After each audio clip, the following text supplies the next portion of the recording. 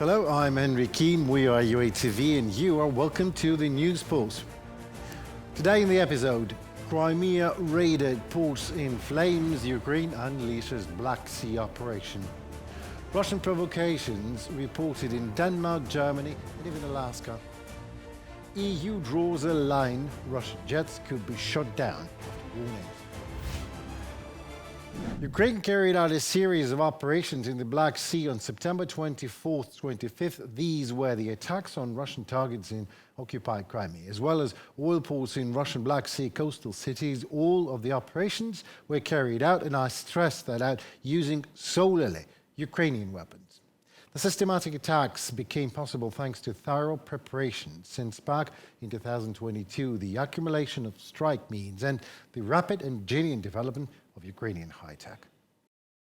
The specialists of Ukrainian intelligence, namely the Primary Phantoms unit, in a wave of precise targeting, continue to eliminate the costly enemy targets on the territory of temporarily occupied Crimea. And when I say temporarily, such word choice is deliberate, as it becoming increasingly difficult for Russians to conduct offensive operations from there against Ukrainian cities and civilians, let alone to feel safe on occupied land.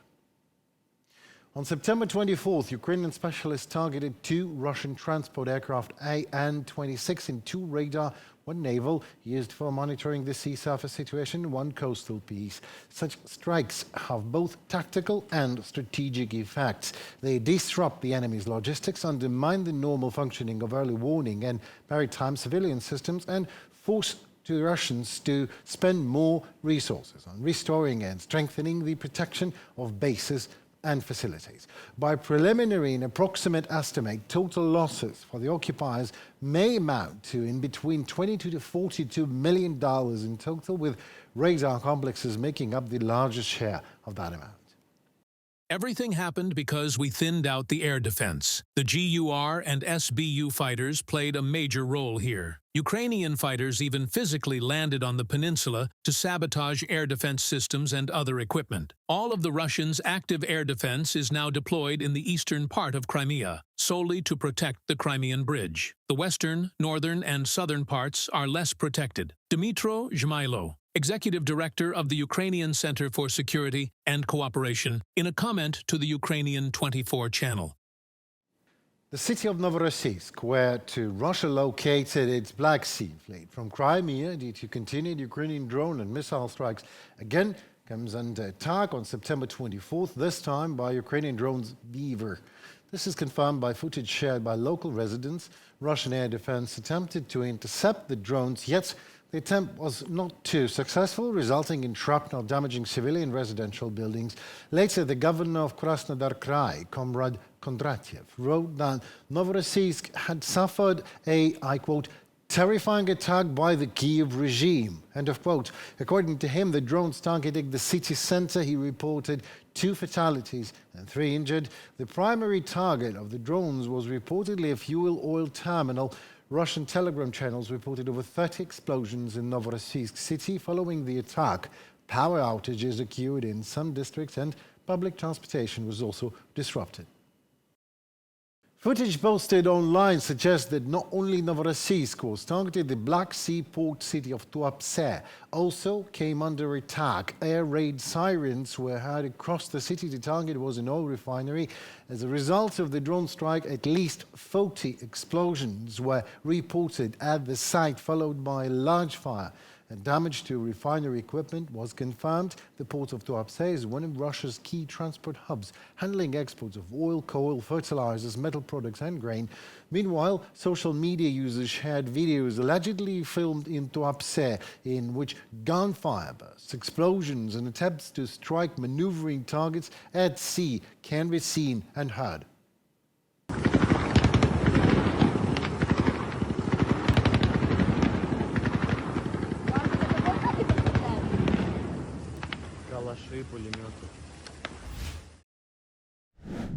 Russia's economy is collapsing, and that is the biggest progress in the situation with the war in Ukraine. United States President Donald Trump made such a statement at a meeting with Ukrainian President Volodymyr Zelensky. According to Trump, the Russian Federation has been waging war without a clear goal for 3.5 years by now, and During this time, its economy has fallen into a terrible state. Dive into our report for more details. The Russian economy is in terrible condition, stated U.S. President Donald Trump during a meeting with his Ukrainian counterpart Volodymyr Zelensky. The Russian economy is terrible right now. It's, as you know, it's crashing. And that, frankly, Ukraine is doing a very good job of stopping this very large army. It's pretty amazing. You know, this is a war that should have ended in 3 days, 4 days. People said it was going to be very quick, and you got to hand it to the Ukrainian soldiers and everybody involved. It's still going on, and that's not a good thing for Russia. Trump believes that Ukraine, with the support of the European Union and NATO, is capable not only of fighting, but also of reclaiming all its territory within the borders before the full-scale invasion. Previously, he had already stated that he would impose powerful sanctions and tariffs against Russia. According to him, the targets will be Russian oil and banks. During the meeting with the White House chief, the Ukrainian president urged him not to delay sanctions pressure on the Russian Federation and possibly to act a step ahead of Europe. In turn, U.S. Secretary of State Marco Rubio stated that the American president has so far shown extraordinary patience, avoiding additional restrictions on Russia. However, the situation is changing. Russia is escalating, and Washington is ready to act. The president has shown extraordinary patience in terms of not assessing additional sanctions in the hopes of having a breakthrough in this regard. And all has come to what appears to be not just a stagnant one, but an era, and we've entered a period of what appears to be potential even escalation, with the historically highest number of strikes we've seen over the last few nights and before. And now we are also watching incursions into neighboring airspace by both drones and airplanes. The president is a very patient man. He's very committed to peace, but his patience is not infinite. The Kremlin stated that the Russian economy is stable despite difficulties due to sanctions, and as Putin's press secretary Peskov put it, global economic turmoil. He also noted that the Russian dictator is ready for a meeting with Volodymyr Zelensky, but without preparation, it would allegedly be fruitless. However, real figures differ from statements in Moscow. Financial Times writes that Ukrainian drone attacks on Russian Federation oil refineries have already led to diesel exports falling to the lowest level in 5 years. Since the beginning of August 2025, strikes hit 16 out of 38 Russian refineries, causing disruptions in processing capacities of more than 1 million barrels per day. Russia is the world's second largest exporter of diesel fuel. Roughly half of the shipments go to Turkey. Moscow is not yet restricting diesel exports abroad, unlike gasoline, which is increasingly scarce on the domestic market and in temporarily occupied territories, from a publication by Financial Times. The publication also notes that discussions are already underway in Russia about the possibility of a complete ban on diesel fuel exports. While the Kremlin tries to convince everyone that everything is fine with the Russian Federation's economy, the country's Ministry of Finance proposed raising the value-added tax rate from 20 to 22% starting next year. After all, Putin has no intention of ending the war against Ukraine, and the money for it needs to come from somewhere. Therefore, tried-and-true methods are being used, reaching into citizens' pockets. The strategic priority is to ensure financial support for the country's needs in defense and security, and social support for families of participants in the so-called special military operation, from an official website of Ministry of Finance of Russia. As a reminder, Russia's expenditures on the war against Ukraine in 2024 amounted to $149 billion. According to the German Institute for International Security Issues, in the first 6 months of this year, the Kremlin's war machine consumed an average of nearly 1.5 trillion rubles per month, or just under 47 billion rubles per day. This exceeds the annual budgets of Russian regions such as Kalmykia, less than 29 billion, or the Altai Republic, nearly 43 billion rubles, reported by Yulia Hranovska, UATV News. Several more countries have once again faced threats from Russia. Drones flew into Denmark's airspace for the second time now, and Russian aircraft appeared during NATO exercises in Germany, as well as over Alaska's air defense zone. Aalborg Airport in Denmark, which is used for both commercial and military flights, was closed for several hours on the morning of September 25th due to drones in its airspace. The North Jutland police informed journalists that more than one drone was spotted near Aalborg Airport flying with lights on. The drones remained in the Aalborg area for approximately 3 hours. According to the police, the drones operated in a similar manner to those that halted flights in Copenhagen airport a few days earlier. Danish police can't state what kind of drones were used or if they actually were the same as the ones seen over Copenhagen airport on Monday. Attempts to shoot down the drones were taken, but were not successful. So no drones down, and the perpetrator is unknown. That is a result of, for now. It's too early to say what the drones were or who sent them, a police spokesperson confirmed. Unidentified, also aircraft, however highly likely Russian, was noticed operating within Alaska's air defense identification zone. The United States scrambled an E-3 AWACS aircraft, a key C-135 tanker, and several fighter jets. Cash 5-1 heavy contact Anchorage Center on 123.9er cadet. 123.9er, Cash 5-1.